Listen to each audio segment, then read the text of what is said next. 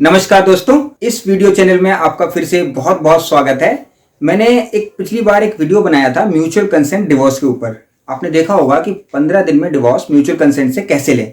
उसमें मैंने complete procedure discuss किया था और सुप्रीम कोर्ट की जजमेंट डिस्कस की थी, जिससे आप जो है 15 दिन के अंदर डिवोर्स आसानी से हासिल कर सकते हैं।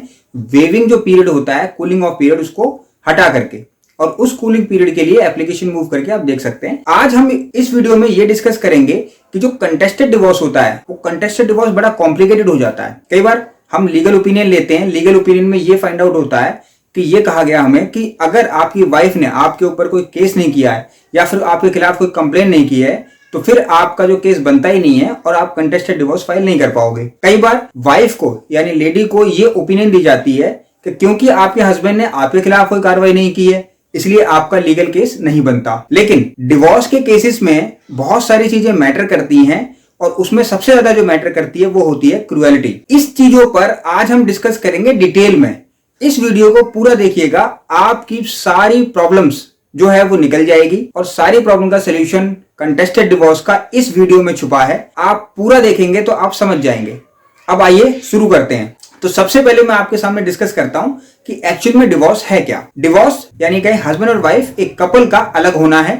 और कपल का अलग होना आप इंडियन सिस्टम में समझिएगा कि शादी तो आप लीगल प्रोसीजर से कर सकते हैं, यानी आप मंदिर में शादी करते हैं या धूमधाम से अपनी समाज के अनुसार शादी करते हैं, अपनी फैमिली के अनुसार, या लव मैरिज करते हैं, कोई भी किसी भी तरीके से आप शादी करते हैं। लेकिन जब आप डिवोर्स लेते हैं तो उसका एक ही उपाय होता है, वो होता है कोर्ट। और कोर्ट में जाने पर, फैमिली कोर्ट में जब आप केस फाइल करते हैं डिवोर्स का, तो उसके दो प्रोसीजर होते हैं, जैसे मैंने बताया था, म्यूचुअल कंसेंट और कंटेस्टेड डिवोर्स। जब म्यूचुअल में हस्बैंड और वाइफ राजी नहीं होते हैं, तो फिर अगर एक उनमें से डिवोर्स लेना चाहता है तो उसके लिए कंटेस्टेड डिवोर्स का पिटीशन फाइल होती है फैमिली कोर्ट में। ये पिटीशन सेक्शन 13 में फाइल होती है। अब इसके पीछे क्राइटेरिया है, तो वो क्राइटेरिया ये है कि आप किन ग्राउंड्स पर, यानी कौन से आधार हों जिनके अंदर आप फैमिली कोर्ट में जाके फैमिली कोर्ट से ये कहें कि आप मुझे डिवोर्स दीजिए और मेरे हस्बैंड से या मेरी वाइफ से मुझे अलग कर दीजिए। तो वो जो ग्राउंड्स हैं आप स्क्रीन पर देखिए। एक है जारता यानी एडल्ट्री। एडल्ट्री इंडिया के अंदर एक बहुत ही एंशिएंट कंसेप्ट है कि जब आपका हस्बैंड या आपकी वाइफ किसी दूसरे के साथ रिलेशन में होती है तो उसको एडल्ट्री बोला जाता है। लेकिन एक जजमेंट आई, वो अभी मैं जजमेंट इसमें डिस्कस करूंगा। उस जजमेंट के अकॉर्डिंग एडल्ट्री अब पनिशेबल ऑफेंस नहीं है, लेकिन डिवोर्स का आधार जरूर है। तो अगर कोई एडल्ट्री में रहता है तो दूसरा वाले स्पाउस को ये कि उसको राइट है कि वो डिवोर्स का केस फाइल करे और डिवोर्स ले ले। दूसरा है क्रूरता, क्रूएलिटी। क्रूएलिटी 3 टाइप से होती है। मानसिक क्रूएलिटी यानी मानसिक क्रूरता, शारीरिक क्रूरता, या फिर इकोनॉमिकली क्रूरता। यानी इकोनॉमिकली जो क्रूएलिटी होती है उसमें आपके हस्बैंड आपको पैसे नहीं देते खर्च के लिए, तो वो इकोनॉमिकल क्रूएलिटी में आ जाता है। और जो इससे पहले जो मैंने बताया कि फिजिकल, यानी आपको टॉर्चर या पीटा जाता है या आपके साथ कभी मारपीट कर दी जाती है, तो वो फिजिकल क्रूएलिटी में आ जाती है। और इसके अलावा भी जैसे दूसरे ग्राउंड्स होते हैं, इसी क्रूएलिटी के अंदर आते हैं कि आपसे दहेज मांगा गया या आपसे दहेज लाने के लिए और आपको फोर्स किया गया, उसके लिए आपको मारा गया या आपको किसी भी चीज के लिए फोर्स किया जाता है, तो वो सब क्रूएलिटी में आता है। ये कॉमन ग्राउंड होता है डिवोर्स का। ज्यादातर पिटीशन कोर्ट के अंदर इसी ग्राउंड में आती हैं। नेक्स्ट होता है हमारा अभित्याग यानी डिजर्सन। आप देखेंगे कि इसमें एक ग्राउंड है कि अगर पति या पत्नी दोनों एक दूसरे से 2 साल के लिए कंटिन्यू सेपरेट है, तो वो भी एक डिवोर्स का ग्राउंड होता है। उसके बाद आती है मानसिक विकृतता यानी unsoundness of mind. Unsoundness of mind जो होता है वो एक ऐसी अवस्था है किसी भी व्यक्ति की कि वो किसी भी चीज को समझ नहीं सकता या फिर उस पर रिएक्ट नहीं कर सकता, तो ये भी एक क्रूएल्टी का ग्राउंड है। उससे पहले धर्म परिवर्तन आया है, कन्वर्जन। कि मान लीजिए किसी ने हिंदू मैरिज एक्ट में शादी की और हिंदू मैरिज एक्ट में शादी करने के बाद उसने अपना धर्म को परिवर्तित कर लिया और अब उसने मुस्लिम धर्म अपना लिया या क्रिश्चियन बन गया या किसी भी धर्म में चला गया, तो कन्वर्जन के अकॉर्डिंग तो उनको डिवोर्स लेने का अधिकार है। अगला आता है कोड यानी लेप्रोसी। लेप्रोसी अब तो वैसे क्यूरेबल है, बट जब क्यूरेबल नहीं थी तब भी और अब भी ये एक डिवोर्स का ग्राउंड है। उसके बाद आता है वनरेबल डिजीजेस, ऐसे डिजीज जो छूने से फैलते हैं। दूसरा होता है संसार परित्याग यानी रिनंसिएशन ऑफ द वर्ल्ड। कोई नन बन गया या किसी ने धर्म, मान लीजिए कोई ऋषि बन गया या फिर जंगल पहाड़ों में चला गया, तो उस कंडीशन में भी आप डिवोर्स ले सकते हैं। नेक्स्ट है प्रिज्यूम्ड डेथ। जब 7 साल से ज्यादा किसी व्यक्ति को मिला नहीं जाता है, उसके नॉन पर्सन उससे नहीं मिलते हैं, तो उस कंडीशन में जो डेथ होती है वो मान ली जाती है और वो भी एक डिवोर्स का ग्राउंड माना जाता है। उसके बाद आता है जुडिशियल सेपरेशन यानी न्यायिक पृथक्करण। जुडिशियल सेपरेशन जो होता है सेक्शन 10 में हम जो है फैमिली कोर्ट में फाइल करते हैं, और उस केस के अंदर अगर जुडिशियल सेपरेशन मिल जाता है और जुडिशियल सेपरेशन होने के बाद 1 साल के बाद आप प्रेजेंटेशन ऑफ पिटीशन देते हैं तो उसके अंदर भी आपका डिवोर्स हो जाता है। उसके बाद decree of restitution of conjugal rights, यानी सेक्शन 9 में आपने कोई पिटीशन मूव की है, सेक्शन 9 की पिटीशन आपकी अलाउ हो गई, सेक्शन 9 पिटीशन अलाउ होने के बाद भी आपका हस्बैंड और वाइफ का रिलेशन अगर सेटअप नहीं होता है तो उस कंडीशन में भी आप डिवोर्स ले सकते हैं। दोस्तों अब आगे जो मैं ग्राउंड डिस्कस करने जा रहा हूं ये ग्राउंड केवल पत्नियों के लिए है, यानी जो मैंने अभी ग्राउंड डिस्कस किए जो आपने स्क्रीन पर देखे ये सारे वो ग्राउंड्स हैं जिसके अंदर हस्बैंड या वाइफ या उनमें से कोई भी एक जो है फाइल कर सकता है केस, यानी दोनों के लिए कॉमन ग्राउंड है, या वो फाइल करें या वो फाइल करें। लेकिन जो अब मैं ग्राउंड डिस्कस करूंगा वो केवल और केवल पत्नियों के लिए है, यानी वाइफ केवल उसमें केस फाइल कर सकती है। आप देखिएगा स्क्रीन पे, आप स्क्रीन पे देख रहे हैं कि केवल पत्नी को प्राप्त होने वाले तलाक के आधार, ये भी सेक्शन 13 में है, पार्ट 2 मान लीजिए या उसका 2A सेक्शन मान लीजिए, उसी के अंदर है सबसे पहला बहुब्याह यानी बाइगेमी। बाइगेमी यानी एक पति के होते हुए, बाइगेमी यानी जब आपकी शादी हुई तो उस समय आपके हस्बैंड की दूसरी पत्नी जीवित थी, यानी उनसे डिवोर्स नहीं हुआ था और ना ही उनकी मृत्यु हुई थी, तो ऐसी कंडीशन में बाइगेमी मानी जाती है और वो जो है डिवोर्स की हकदार होती हैं। एक बात दूसरी इसी में बाइगेमी में कि अगर उन्होंने दूसरी शादी कर ली है तो वो नल एंड वॉइड होती है वैसे तो, लेकिन वो भी फिर जो है कि डिवोर्स का आधार बनता है। नेक्स्ट इसके अंदर दिया हुआ आपने देखा है पति जो कि दोषी हो, यानी हस्बैंड अगर इनमें से किसी का भी दोषी पाया जाता है, कोर्ट के द्वारा कंपिटेंट कोर्ट जो है उसने उसको दोषी करार दे दिया है तो भी आप जो है डिवोर्स मांग सकते हैं। उसमें से फर्स्ट है रेप, सोडोमी एंड पशुगमन, बेस्टिलिटी जिसको बोला जाता है। इन तीनों को आप जानते हैं, इन तीनों में अगर कुछ भी होता है तो उस कंडीशन में भी आप डिवोर्स की पिटीशन फाइल कर सकते हैं। दोस्तों नेक्स्ट इसमें हमारा है भरण पोषण की टिकरी, यानी अगर आपके हस्बैंड आपको मेंटेनेंस नहीं देते हैं घर पर या फिर कोर्ट के ऑर्डर के बावजूद भी, तो भी एक जो है वो डिवोर्स का ग्राउंड होता है। नेक्स्ट आता है ऑप्शन ऑफ पॉवर्टी, यानी आपकी जो शादी के टाइम पर जब शादी होती है तो उस समय लड़की की उम्र 18 साल होनी चाहिए और लड़के की उम्र जो है वो 21 साल होनी चाहिए। लेकिन अगर इसमें किसी भी तरीके की कोई कमी होती है तो फिर जो हो वो भी एक डिवोर्स का ग्राउंड होता है, यानी आप उस ग्राउंड पर भी डिवोर्स ले सकते हैं कोर्ट से। दोस्तों ये जो थे वो एक डिवोर्स के ग्राउंड हैं जो सेक्शन 13 में डिस्कस हैं, और इसके लिए एक पिटीशन जो होती है वो फैमिली कोर्ट में फाइल करनी होती है, और फैमिली कोर्ट में जब आप पिटीशन फाइल करते हैं तो फिर ड्यू प्रोसीजर स्टार्ट होता है और आपका स्टेप बाय स्टेप जो है डिवोर्स की केसेस जो है डिवोर्स की प्रोसीडिंग को आगे बढ़ती है। इससे पहले एक बहुत जरूरी बात मैं आपको बताना चाहूंगा कि सेक्शन 14 हिंदू मैरिज एक्ट ये कहता है कि आप 1 साल से पहले कोई भी पिटीशन कोर्ट में फाइल नहीं कर सकते जो कि डिवोर्स की हो या किसी भी तरीके की, यानी हिंदू मैरिज एक्ट के अकॉर्डिंग आप कोई भी पिटीशन फाइल नहीं कर सकते। तो आप ये ध्यान रखिएगा कि आपकी शादी को कम से कम 1 साल जरूरी होना चाहिए। ये जो 1 साल का पीरियड है वो इसलिए दिया गया है ताकि आप लोग एक दूसरे को समझ सकें और आपके बीच में जो दूरियां हैं वो मिटे, तभी आप एक दूसरे को समझ के आगे अपनी लाइफ को चला सकेंगे। यानी कोर्ट का ये मानना है या फिर पार्लियामेंट जिन्होंने ये कानून बनाया है उसके फ्रेमर्स का ये मानना है कि कम से कम 1 साल आपको एक दूसरे के साथ समय बिताना जरूरी होता है। अब मैं डिस्कस करता हूं कि कौन कौन सी वो चीजें होती हैं जो क्रूएलिटी की कैटेगरी में आती हैं, और उसके बाद हम आइडेंटिटी डिस्कस करेंगे। तो सबसे पहले हम क्रूएलिटी को डिस्कस करते हैं कि क्रूएलिटी जो होती है वो क्या होती है। आप स्क्रीन पर देखिएगा। दोस्तों आप स्क्रीन पर देख रहे हैं कि क्रूरता क्या होती है। किसी भी प्रकार से पति द्वारा पत्नी को या फिर पत्नी द्वारा पति को शारीरिक, मानसिक या फिर आर्थिक रूप से परेशान करना क्रूरता कहलाती है। मैंने अभी आपको बताया कि सबसे ज्यादा पिटीशन इसी में फाइल होती हैं, ये एक प्रकार कॉमन ग्राउंड होता है डिवोर्स फाइल करने का। तो सबसे पहले मैं डिस्कस करता हूं कि पति द्वारा पति के प्रति मानसिक क्रूरता के रूप में क्या माना जाता है। आप जानते हैं कि जो वाइफ है वो अपने हस्बैंड के अगेंस्ट में कौन कौन सी क्रूरल्टी कर सकती है। आप ध्यान दीजिएगा।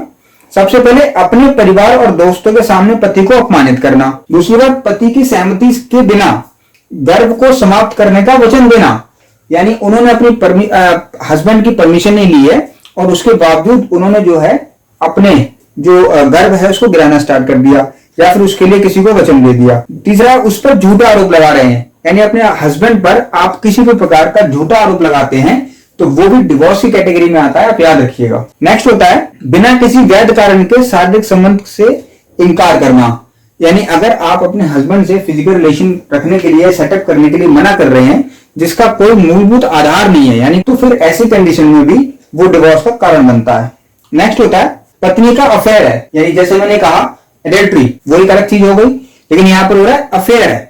तो अगर अफेयर भी है या फिर एडल्ट्री भी है तो दोनों ही उसके ग्राउंड होते हैं। नेक्स्ट होता है पत्नी अनैतिक जीवन व्यतीत कर रही है, एक डिवोर्स का ग्राउंड होता है। नेक्स्ट दोस्तों पैसे की लगातार मांग करना। आपने देखा होगा कि वाइफ जो है अपने हस्बैंड से अगर लगातार पैसे की डिमांड कर रही है, केवल मेंटेनेंस की डिमांड कर रही है, यानी जरूरतें पूरी हो रही हैं, लेकिन जो होती है एक ज्यादा हद से ज्यादा, तो वो हद से ज्यादा जब मांगा जाता है तो फिर वो भी डिवोर्स का एक ग्राउंड होता है। नेक्स्ट है पत्नी का आक्रामक और बेकाबू व्यवहार। एक ऐसा व्यवहार हो पत्नी का अपने पति के प्रति जिसके अंदर वो उसको टॉर्चर कर रही है एक तरीके से, तो वो सारा जो व्यवहार है वो भी डिवोर्स का एक ग्राउंड बन जाता है, क्रूरता के अंदर, क्रूरलिटी के अंदर आता है। नेक्स्ट आता है पति माता पिता और परिवार के साथ दुर्व्यवहार। यानी जो पति के माता पिता हैं, यानी एक वाइफ के सास ससुर हैं, उनके साथ दुर्व्यवहार करना और साथ में हस्बैंड को माता पिता से अलग करना, ये भी एक डिवोर्स का ग्राउंड है। तो दोस्तों ये जो आपने ग्राउंड देखे, ये वो ग्राउंड्स हैं जो कि पत्नी अपने पति के अगेंस्ट में होती है, यानी जो ग्राउंड वो अपने पति को दे देती है, एक तरीके से कहें उसके अगेंस्ट में गलत कर दिया तो उसको ग्राउंड मिल गए, अब वो केस फाइल करेगा। तो ऐसे ही हस्बैंड वो कौन से ग्राउंड्स हैं जिसके तहत जो अपनी वाइफ के अगेंस्ट में क्रूरलिटी करता है और वो बाद में डिवोर्स का कारण बनते हैं। ये वो ग्राउंड है पति द्वारा पत्नी के खिलाफ मानसिक क्रूरता के रूप में क्या माना जाता है। अब ध्यान दीजिए, दुराचार का झूठा आरोप। जैसे उस ग्राउंड में बताया गया कि पत्नी का अगर बैड कैरेक्टर है या फिर वो किसी के साथ किसी रिलेशनशिप में है अपने पति के अतिरिक्त, तो वो भी डिवोर्स का ग्राउंड है। वैसे ही अगर वो आरोप झूठा निकला तो फिर उस कंडीशन में वाइफ के पास ये राइट है कि वो अपने हस्बैंड को डिवोर्स करे। नंबर 2, दहेज की डिमांड करना। आप जानते हैं दहेज की बार बार डाउरी की डिमांड होगी तो वो भी इस कैटेगरी में आ जाता है। फिर है पति की नपुंसकता, यानी वो फिजिकल रिलेशन सेटअप करने की पोजीशन में नहीं है, तो वो भी एक डिवोर्स का ग्राउंड है। फिर आता है बलपूर्वक बच्चे का गर्भपात कराना, यानी फोर्सफुली अगर ऐसा किया जाता है तो उस कंडीशन में भी वो जो है डिवोर्स का ग्राउंड माना जाएगा। फिर है पति की नशे की समस्या हो, पति के अफेयर्स हो, पति अनैतिक जीवन व्यतीत करता है, पति का आक्रामक और बेकाबू व्यवहार है, परिवार और दोस्तों के सामने पत्नी को प्रताड़ित करता है, तो ये सारे जो होते हैं ये सब ग्राउंड्स हैं। अब दोस्तों जैसे आपने देखा स्लाइड्स के जरिए कि ये कौन कौन से ग्राउंड्स होते हैं जो हस्बैंड के पास अवेलेबल हैं और वाइफ के पास भी अवेलेबल हैं। अब मैं डिस्कस करता हूं कुछ इंपॉर्टेंट जजमेंट, जो जजमेंट सुप्रीम कोर्ट ने पास की, जिसके अंदर एडल्ट्री और क्रूरलिटी, ये दो ग्राउंड बहुत इंपॉर्टेंट होते हैं। ये दो ग्राउंड जो है हमारे जो मैक्सिमम केसेस के अंदर अप्लाई होते हैं, तो इन ग्राउंड्स पर ही मैं कुछ जजमेंट डिस्कस कर रहा हूं। सबसे पहली जजमेंट है honourable supreme court of India की, जिसमें Joseph Shine versus Union of India, ये writ petition criminal number so and so है, आप देख रहे हैं स्क्रीन के ऊपर। ये वही फेमस सुप्रीम कोर्ट की जजमेंट है जिसमें लोगों ने ये समझ लिया है कि जो एडल्ट्री है वो अलाउ हो गई है, यानी कहें कि फिजिकल रिलेशन अपनी वाइफ के अतिरिक्त या अपने हस्बैंड के अतिरिक्त भी दूसरे से सेटअप किए जा सकते हैं। ये वही फेमस जजमेंट है, लेकिन इस जजमेंट ने ऐसा कोई भी परसेप्शन क्रिएट नहीं किया और ऐसी कोई भी बात नहीं की है कि एडल्ट्री अलाउ हो गई है, बल्कि इस जजमेंट का जो कहना है वो कुछ और है। उसने बड़ी क्लियर शब्दों में कहा है कि जो एडल्ट्री है वो क्रिमिनल ऑफेंस नहीं है, लेकिन वो सिविल रॉन्ग है। देखिए आप स्क्रीन पर देख रहे होंगे, there can be no shadow of doubt that adultery can be a ground for any kind of civil wrong including dissolution of marriage, यानी डिसोल्यूशन ऑफ मैरिज यानी डिवोर्स के लिए एडल्ट्री एक ग्राउंड है, लेकिन क्रिमिनल रॉन्ग नहीं है। यानी जो पहले पनिशमेंट होती थी, जो एक बहुत पुराना कानून था, उसको सुप्रीम कोर्ट ने खारिज किया, लेकिन एडल्ट्री को अलाउ करा, ये केवल भ्रांति है। एडल्ट्री को कभी सुप्रीम कोर्ट ने अलाउ नहीं किया है। अब हम आते हैं अगले नेक्स्ट कंसेप्ट की ओर। नेक्स्ट है हमारा क्रूरलिटी। क्रूरलिटी के ऊपर सुप्रीम कोर्ट की बहुत फेमस जजमेंट्स हैं, मैं वो दो जजमेंट आपके सामने डिस्कस कर रहा हूं। नंबर 1 जजमेंट आप देख रहे हैं स्क्रीन पे, सावित्री पांडे वर्सेस प्रेमचंद्र पांडे। इसकी साइटेशन मैंने दिया, आप डाउनलोड भी कर सकते हैं। इस मामले में कहा गया कि वैवाहिक मामलों के संबंध में इसे इस तरह के आचरण के रूप में माना जाता है जो प्रतिवादी के साथ याचिकाकर्ता के जीवन को खतरे में डालता है। यानी इस जजमेंट में सुप्रीम कोर्ट ने ये चीज क्लैरिफाई की कि जो हम क्रूरलिटी वर्ड यूज करते हैं, जो हम क्रूरलिटी बोलते हैं, वो कहीं पर भी डिफाइन नहीं है इसके अंदर, यानी हिंदू मैरिज एक्ट के अंदर। तो सुप्रीम कोर्ट ने कहा कि ऐसा कोई भी कारण, यानी ऐसा कोई भी कृत्य जो कि प्रतिवादी या प्रतिवादी हस्बैंड भी हो सकता है, प्रतिवादी वाइफ भी हो सकती है, तो उसके जीवन को खतरे में डालता है, वो क्रूरलिटी है। बड़े शुभ शब्दों में कह दिया। तो अब आप जो है इसको क्लियरली अपने केस के अकॉर्डिंग सेट कर सकते हैं। के श्रीनिवास राव वर्सेस डीए दीपा। उच्चतम न्यायालय ने इस वाद में क्रूरता के दायरे को बढ़ाते हुए संप्रेक्षित किया कि जहां पत्नी के दुराचार के कारण पति अपनी नौकरी से निकाल दिया जाता है, वहां पत्नी का यह कृत्य मानसिक क्रूरता के अंतर्गत आएगा, जिसके आधार पर पति विवाह विच्छेद की अज्ञाप्ति न्यायालय से प्राप्त कर सकता है। अब इस जजमेंट में ये क्लेरिफाई कर दिया सुप्रीम कोर्ट ने बहुत ही क्लियर कि एक कोई केस था जिसके अंदर पत्नी के कारण जो है उसके पति की जॉब छूट गई। अब पति की जॉब छूट जाए या फिर ऐसी कंडीशन उत्पन्न हो जाए कि वहां पे उसका डिमोशन स्टार्ट हो जाता है या फिर उसकी सैलरी डिक्रीज हो जाती है, तो ये सारी चीजें जो है मानसिक क्रूरता दर्शाती हैं पत्नी का अपने पति के प्रति। तो ऐसी कंडीशन में हस्बैंड के पास राइट आ गया कि वो डिवोर्स की डिक्री ले सकता है। दोस्तों, ये सारे जो चीजें हमने डिस्कस किए हैं ये डिवोर्स के ग्राउंड्स हैं और इन डिवोर्स के ग्राउंड्स पर आप एक पिटीशन फाइल करेंगे फैमिली कोर्ट में और उस पिटीशन को फाइल करने पर आप जो है वहां से डिवोर्स की डिक्री लेंगे। ध्यान देने वाली बात इसके अंदर ये है कि सबसे इंपॉर्टेंट बात कि जितनी भी जजमेंट्स हमने डिस्कस की हैं इसको आप अपने केस के अकॉर्डिंग सेट कर सकते हैं। यानी क्रूएल्टी के डेफिनेशन में बहुत सारी चीजें आती हैं, बस आपको ये जजमेंट ये तय करना है कि जैसा कि जजमेंट में कहा गया कि कोई भी ऐसी चीज जो कि दूसरे के जीवन को खतरे में डाल देती है तो फिर वो सारी चीजें जो है डिवोर्स की कैटेगरी में आ जाती हैं और आप डिवोर्स जो है कोर्ट से ले सकते हैं। अब दोस्तों, इस पूरी डिस्कशन का कंक्लूजन ये निकलता है, डिवोर्स दो तरीके से होता है, एक म्यूचुअल कंसेंट से और एक कंटेस्टेड डिवोर्स। म्यूचुअल कंसेंट में जैसा कि मैंने वीडियो में बता दिया और कंटेस्टेड डिवोर्स में इस वीडियो में बता दिया कि ग्राउंड्स के आधार पर आप कोर्ट में फाइल करेंगे, उसके बाद दूसरी पार्टी को सम्मन होंगे, समनिंग के बाद इशूज फ्रेम होते हैं, एविडेंस होता है और उसके बाद जजमेंट पास होता है। ये सारे ग्राउंड्स लिखे हुए हैं सेक्शन 13 हिंदू मैरिज एक्ट में, आप चाहें तो जाकर वहां पढ़ सकते हैं। ये सारे ग्राउंड्स में आपके साथ लाया जजमेंट के साथ, ताकि जो जजमेंट है वो उन ग्राउंड्स को कोरिलेट करें, रिलेट करें, और वो रिलेट करेंगी तो उससे आपको समझने में आसानी होगी और कोर्ट को समझाने में आसानी होगी, जिससे कि आपकी डिक्री और डिवोर्स जल्दी पास होगी और आप अपनी मुसीबतों से छुटकारा पाएंगे। इस वीडियो के अंदर मैंने बहुत सारी चीजें डिस्कस की हैं। आप अगर आपको अच्छी लगे तो यार जरूर लाइक करना और अच्छी ना लगे तो बिल्कुल मत करना। तो इसी तरह के कंटेंट मैं आपके लिए लाता रहूंगा। देखते रहिए Anil Srivastava advocate channel legal topics के लिए। नमस्कार।